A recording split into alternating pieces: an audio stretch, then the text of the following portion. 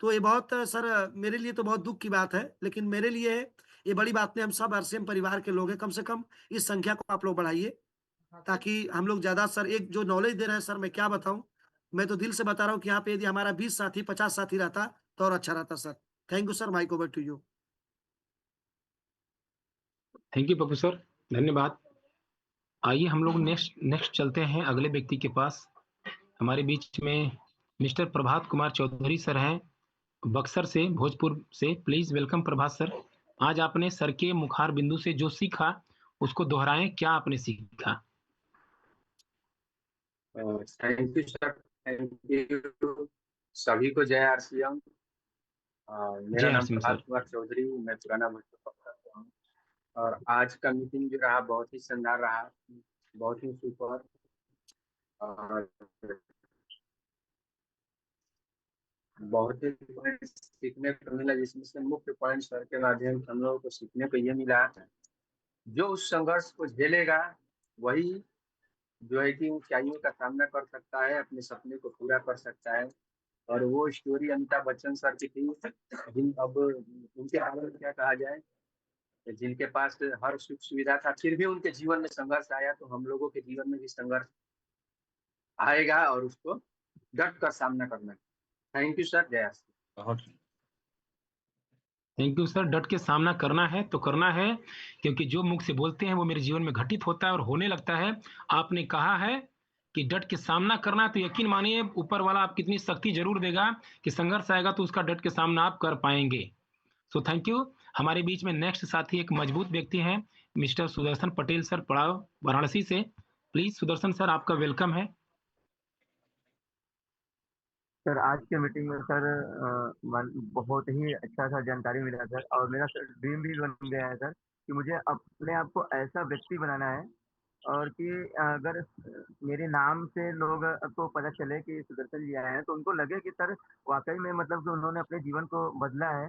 तो सर हम अपने आप को ऐसा मतलब हेल्थ सेक्टर में बदलना चाहते हैं कि अगर हेल्थ की बात आए तो लोग कहेंगे नहीं, अगर कुछ जानकारी लेना है तो उनसे एक बार सलाह ले लीजिए, वो आपको बताएंगे कि आपका हेल्थ कैसे अच्छा हो सकता है। और सर हम जहाँ काम जॉब करते हैं सर, वहाँ पे उनको देखे हैं सर कि कोई भी चीज़ अगर करना होता है तो लोग उनसे राय लेते हैं। तो मुझे ऐसा बनना है कि सर कि लाइफ में अगर मेरी बातों को मतलब कि कोई चीज़ अगर कोई करने से पहले एक बार पूछे कि नहीं ये क्या अच्छा है, तो अपने मतलब कि लाइफ में सर अपने पैरों को मतलब इतना ज़्यादा जंजीर से जकड़े हुए हैं कि हम शायद उस चीज़ों को कर नहीं पा रहे हैं। तो कहीं न कहीं सर कमी अपने अंदर है कि हम लोग इसको सीरियस नहीं ले पा रहे हैं। तो बस हम एक ही चीज़ चाहेंगे सर, अपनी ज़िंदगी में ऐसा कुछ करके जाना है कि लोग मुझे याद करें कि नहीं वाक़ई में वो बंदा ने कुछ ऐसा काम किया है। और अपने आप को सर ऐसा बदलना है कि सर मेरी बातों को लोग फ़ॉलो करें और मानें। और इसके लिए सर पूरी निरंतर एकदम पूरी ईमानदारी से सर निष्ठा से काम करना है। जय श्री थैंक यू सर। बिल्कुल निष्ठा से जब काम करेंगे तो पक्का है कि वहां तक पहुंचेंगे ही पहुंचेंगे। आइए हम लोग नेक्स्ट में जानने का प्रयास करते हैं कि उनको कैसा लगा। Miss Pooja ma'am, please welcome on the screen. Pakur से हैं पूजा मैम, एक बार स्वागत है आपका। आपने क्या सीखा? जय आसिम सर, मेरा नाम पूजा सा है, जिला पाकुड़ से बिलोंग जय करती आसिम। हूँ। तो आज की पॉइंट से हमने सीखा है कि मेहनत करना, ईमानदार रहना, किसी भी एक चीज में बेहतर रहना, तभी लोग आपको फॉलो करेंगे। और इसमें आज का विशेष पॉइंट था संघर्ष। संघर्ष के बारे में था। तो हम लोग तीसरे क्लास की हिंदी की बुक में पढ़े थे कि एक कौवे को प्यास लगी थी, बहुत ज्यादा प्यास लगी थी कि प्यास के मारे वो तड़प रहे थे। लेकिन पानी की तलाश में खोजते खोजते एक मटके में वो पानी देखे, लेकिन पानी उसमें बहुत कम थी कि उसकी चोंच उसमें नहीं पहुंच पा रही थी। तो अब वो करेंगे क्या? अब उसको सोचना है कि हमको पानी तो पीना ही है, तब क्या करें? पानी में इतना कम है कि मेरी चोंच उसमें पहुंच नहीं रही है।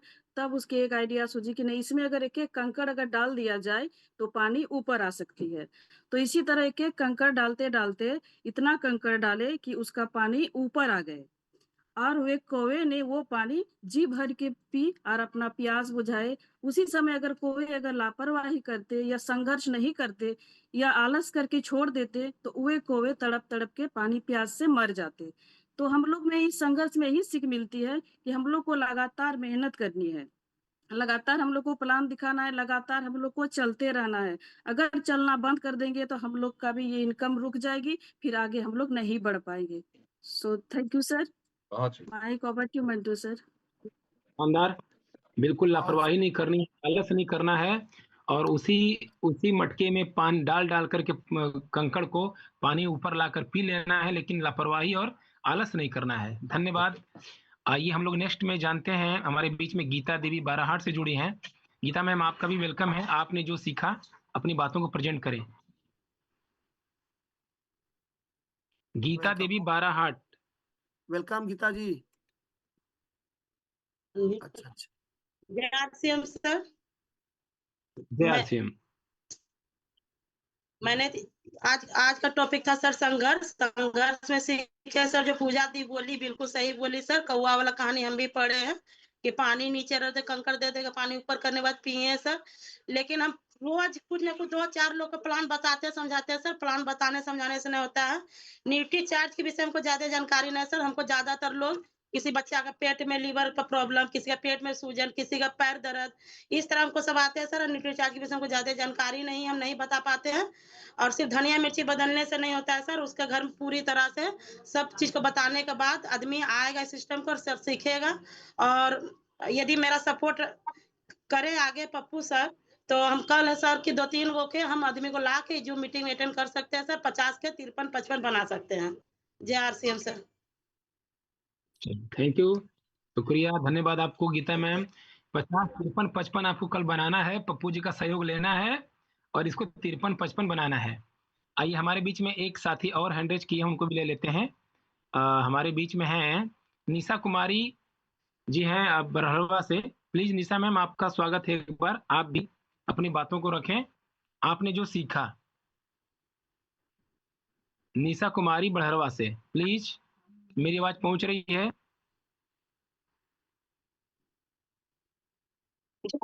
हाँ जी। Yes sir. जय जय श्याम सर। और जी सर, और जय। सर ने बहुत अच्छे पहले से सर का बहुत बहुत धन्यवाद। सर ने हम लोगों के बीच में संघर्ष को लेकर आज का इम्पोर्टेंट पॉइंट था और बहुत अच्छा लगा। जरूरी भी है सर, और हम लोगों को कहीं ना कहीं संघर्ष करने की जरूरत है। जब तक हम लोग संघर्ष नहीं करेंगे तब तक हम लोग सफल नहीं बनेंगे। और जितने भी सफल व्यक्ति हैं यहाँ भी बैठे हुए हैं और हमारे इस सिस्टम में है, तो संघर्ष के बदौलत पे ही एक टेक्निकल और एक रॉयल्टी जैसी इनकम मिल सकती है सर। हम लोगों को संघर्ष की जरूरत है। सो बहुत ज्यादा संघर्ष करेंगे sir. So thank you sir. जय श्री। Thank you. बिल्कुल ज्यादा संघर्ष करना है साथियों। एक अब हम लोग मीटिंग को क्लोजिंग की ओर लेके जा रहे हैं। एक मेरे साथ एक घटना घटी आज से लगभग 4 महीना पहले, 4 या 4.5 5 महीना पहले। इस लेकर के हम मायूस हो चुके थे, इतना मायूस हो चुके थे कि बिल्कुल टीम में फोन कॉल्स ना करना, फील्ड में ना जाना, बहुत सारी चीजें, बहुत संघर्ष। और उस दरमियान हम अपनी बेटी को लेकर के हॉस्पिटल में कंटिन्यू 1 महीना रहे थे और बिल्कुल थोड़ी सी होता है ना, माहौल से कट चुके थे और बिल्कुल सिस्टम से मान के लिए बाहर ही निकल चुके थे। उसी दरमियान एक एक शख्स के पास आगमन हुआ। एक शख्स का मेरे पास फोन आया कि मैं घर पे आ रहा हूँ। अभी सर ने आज की मीटिंग में कहे ना कि एक डूबते को तिनके का सहारा, अपलाइन का सहारा जब मिलता है तो वो खिल उठता है। उसके ऊपर थोड़ी सी मेरी बातें करेंगे। सुदर्शन सर, मेरी आवाज क्लियर हो रही है ना? Yes sir. कुछ ऐसा लग रहा है कि मेरी आवाज। हाँ, थैंक यू सर। तो साथियों, आज से 4 महीना पहले की बात है। इस 4 महीना पहले की बात है कि हम बिल्कुल इस बिजनेस से बिल्कुल सिस्टम से बाहर हो चुके थे, निगेटिव थे, क्योंकि हम पिछले 1.5 महीने से अपनी बिटिया को लेकर अस्पताल में एडमिट थे। और बिटिया को लेकर जब घर आए तो उसी दरमियान एक शख्स का मेरे पास फोन आया और उनके आगमन का अंदेशा हुआ कि मंटू सर, मैं कल आपके घर पे आ रहा हूँ। तो हमने कहा, अभी आज तक हम मना नहीं किए, बोले सर बिल्कुल आइए। और वो कोई और नहीं, हमारे ग्रेट अपलाइन आदरणीय रविकांत पांडे सर थे। एक बार चाहेंगे सर के सम्मान में हृदय से दिए जोरदार तालियां हो जाए प्लीज। और सर अपनी 4 व्हीलर से, लाल वाली गाड़ी से सर मेरे घर पे आए और अपने हाथों में संतरा लिए हुए थे। अपने, मुझे याद है सर, हम अपने हाथों में संतरा लिए हुए थे और मेरे घर पे आए।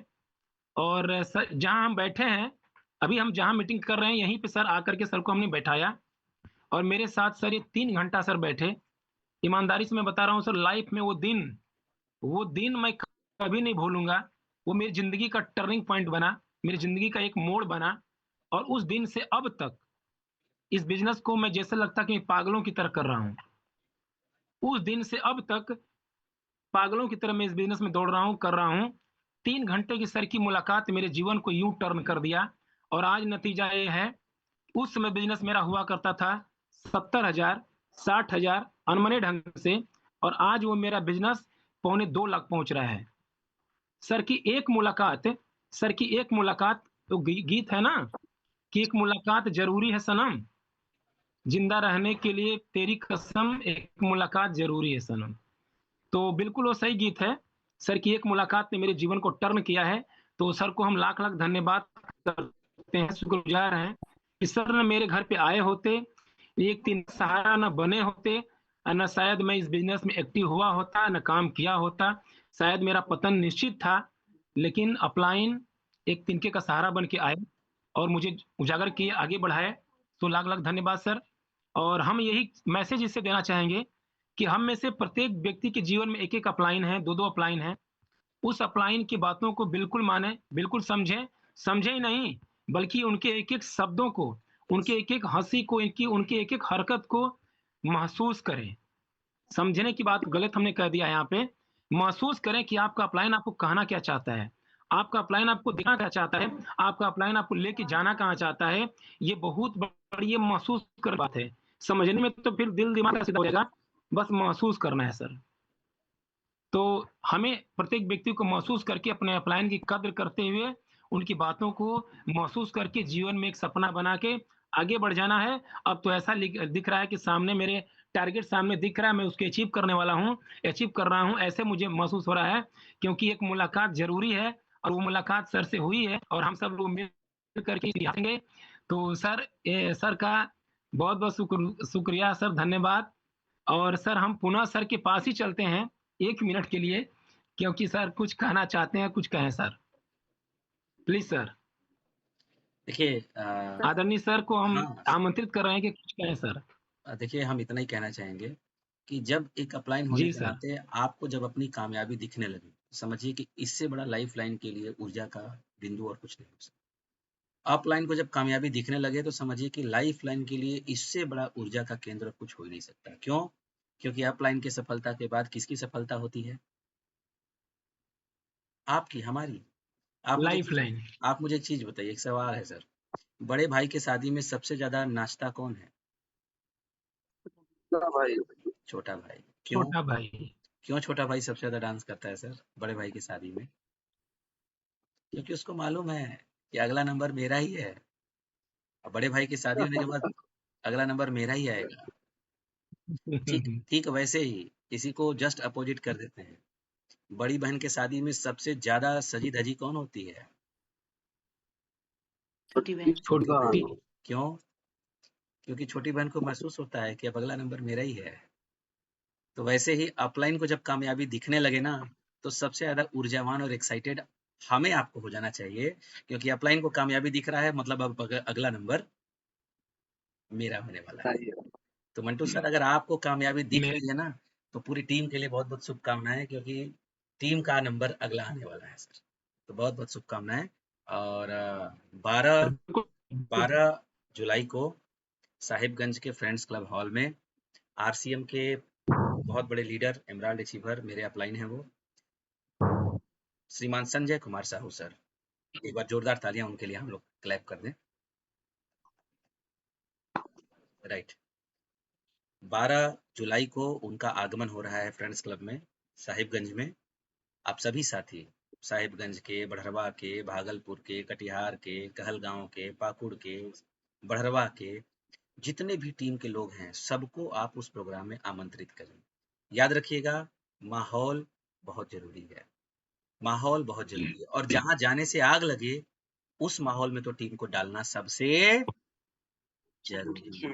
ज़रूरी है। हाँ, याद रखिएगा मेरे दोस्तों, चाय के बगुने में अगर आपने दूध डाल दिया, पानी डाल दिया, चाय पत्ती डाल दिया, अदरक डाल दिया, चीनी डाल दिया, लेकिन माहौल, गरम माहौल यानी गैस चालू नहीं किए, आग नहीं लगाए, तो वो कभी मिश्रण चाय बनने वाला नहीं है। नहीं ठीक वैसे ही नहीं दोस्तों, है। आपकी टीम चाहे कितनी अच्छी हो, लेकिन अगर उसको माहौल में नहीं डाले, तो वो माहौल कभी बड़ा काम नहीं कर, मतलब अगर माहौल से दूर टीम हो गई तो बड़ा काम नहीं हो पाएगा। इसलिए माहौल में रहना बहुत जरूरी है। जरूरी है। जरूरी है। और याद रखिएगा, कभी-कभी आप लोग के घर में भी ऐसा ज़रूर हुआ होगा कि आपके आस-पड़ोस में किसी बच्चे का जन्मदिन हो और आपका बच्चा जिद कर रहा हो, नहीं मम्मी चलो, मम्मी चलो, मम्मी चलो, उसके यहाँ मनाया जा रहा है, चलो, चलो, चलो। आपका जाने का मन नहीं कर रहा है, लेकिन फिर भी बच्चा जिद कर रहा है, चलो, चलो, चलो। आप क्यों नहीं जाना चाह रहे हैं? क्योंकि वहाँ जाएगा, तमाम लोग गिफ्ट देंगे, वो देखेगा, इसको आग लगेगा, फिर आके कहेगा मम्मी भी वो वाला गिफ्ट चाहिए, मम्मी भी मुझे वो वाला गिफ्ट चाहिए, माँ मुझे भी वो वाला गिफ्ट चाहिए। और इसके वजह से कई बार माँ पड़ोसी के बर्थडे में बच्चे को ले जाना नहीं चाहती, क्योंकि वो देखेगा तो झगड़ा करेगा। इससे क्या सिद्ध होता है कि माहौल में जाने से बच्चा भी माहौल में आ जाता है और जिद करने लगता है कि मुझे वो वाला गिफ्ट, वो वाला खिलौना, वो वाला कॉपी, वो वाला डायरी चाहिए। साथियों, वैसे ही आप खुद जब सेमिनार में जाते हैं, अपनी टीम को लेके जाते हैं, तो आपके टीम के अंदर भी आग लगता है, मुझे भी वो वाला पिन चाहिए, मुझे भी वो वाला इनकम चाहिए, मुझे भी वो वाली सफलता चाहिए, मुझे भी वो वाला सक्सेस चाहिए, मुझे भी वो वाला रॉयल्टी चाहिए, मुझे भी वो वाला पिन चाहिए, मुझे भी वो वाली इनकम चाहिए।